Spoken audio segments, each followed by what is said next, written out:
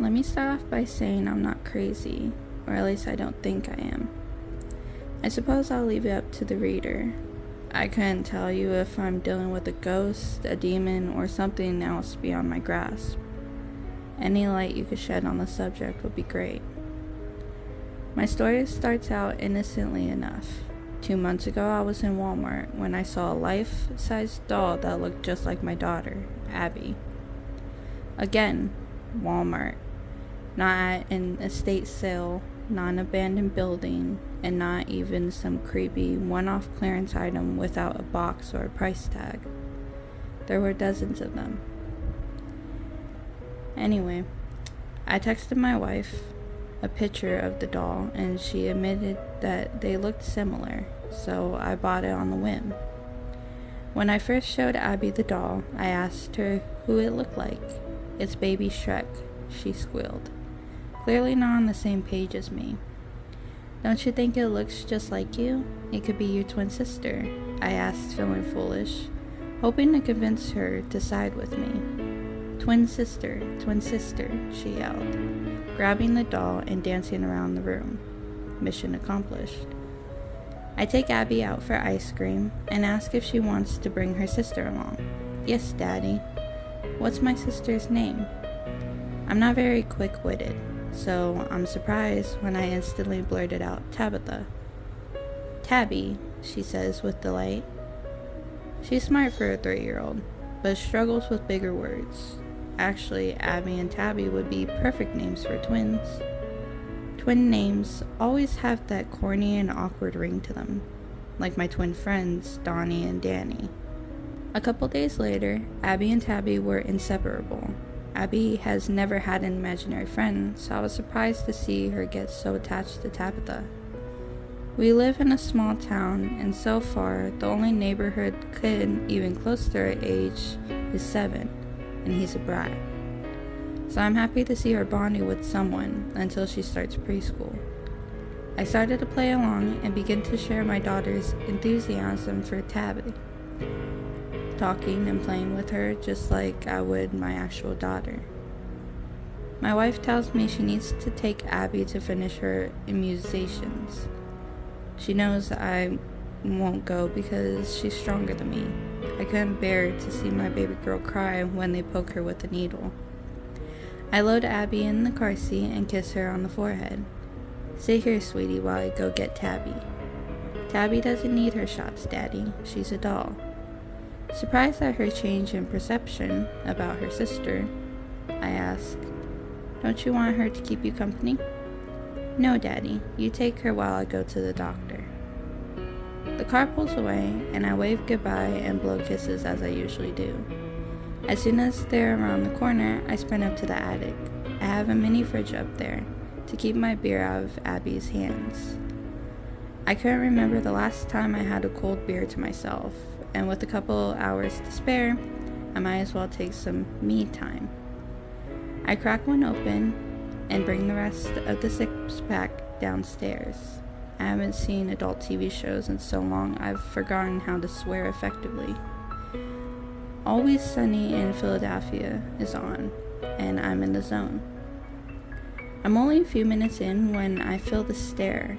There's Tabitha on the other end of the couch looking right at me. As a rational man, I try to shrug it off and laugh. I taunt her with the "eat shit, you porcelain bitch." The show is rubbing off on me already, and I can't stop giggling. Time for a pee break. My bathroom is on the other side of the room, so I freeze when I emerge to Tabitha once again, looking directly into my eyes.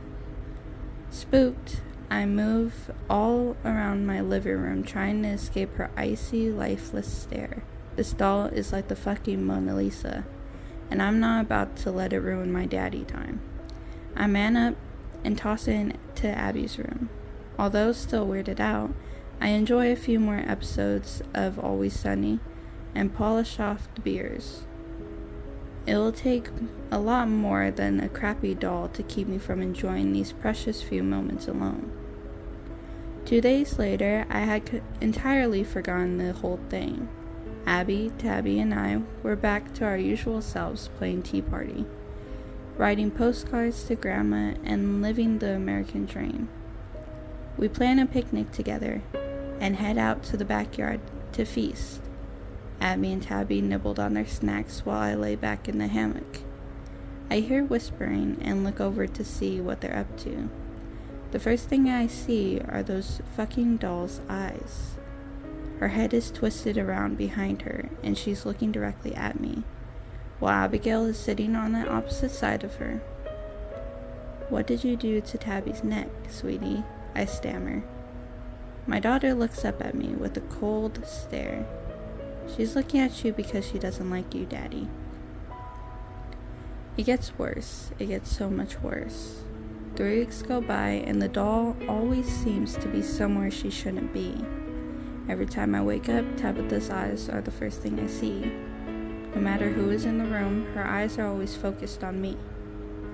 I'm not about to admit to anyone what is going on, so after 2 sleepless nights, I'm relieved to have to go out of town for work.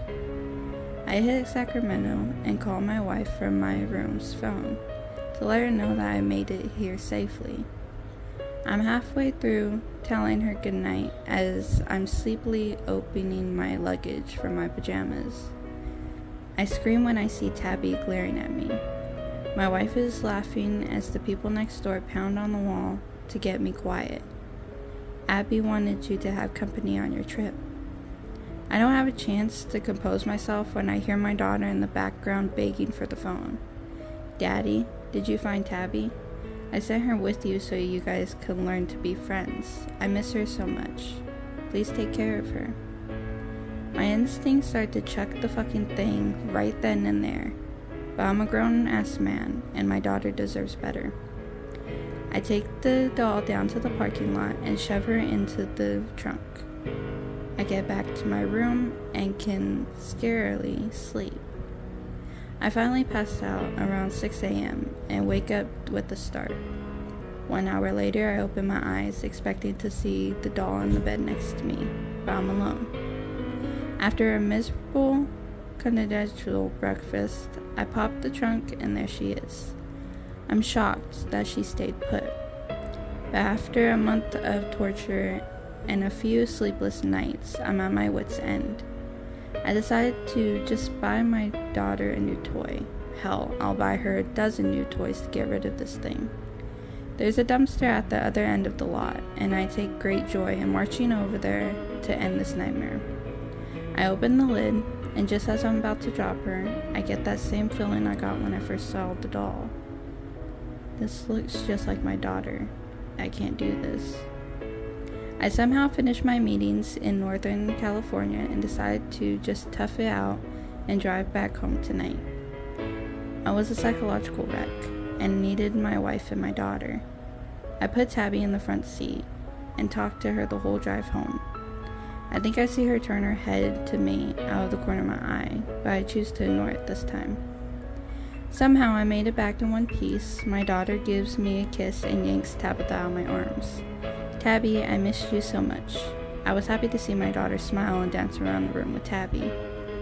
They really do look so much alike. As Abby carries her twin sister down the hall into her bedroom, the doll's head twists around and glares daggers right through me. I can't believe I fell for that. I think to myself, she conned her way out of the dumpster this morning, but this ends tomorrow. So here we are. Today's the day. I haven't slept a wink last night, and my wife is taking my daughter to her sister's house for brunch. My 2 little girls sit hand in hand on the couch, and I scoop Abigail up and carry her to the driveway. My wife rushes past me and sits in the front seat. "Sorry you're not feeling well," she says. "We'll see you in a few hours." I hurriedly buckled Abby into her car seat and tell her that Tabby and I will be here when she gets back. I shut the door before she can protest, and I excitedly wave goodbye and blow kisses. I sprint back to the house as soon as they turn the corner. I probably took a little too much pleasure in disposing of the evil fucking doll. Even though she had never actually hurt me, I knew what she was capable of, and I had to strike first. The first thing I did was pop those ghastly little eyes out. No more ghoulish stares from you. I ripped all of her hair out, shredded her clothes, and swung her into a coffee table by her feet. I couldn't believe how much better I felt. It only took 15 minutes to finish Abby off. I put her in my neighbor's garbage can so my wife and daughter won't stumble across her. I come around the corner and am surprised to see my wife pulling into the driveway. She must have forgotten something. She angrily rolls down the window and yells, "What is wrong with you? Get this doll out of the car seat and go get Abigail." I look down to my blood-soaked hands, and I wish I never bought that cursed doll.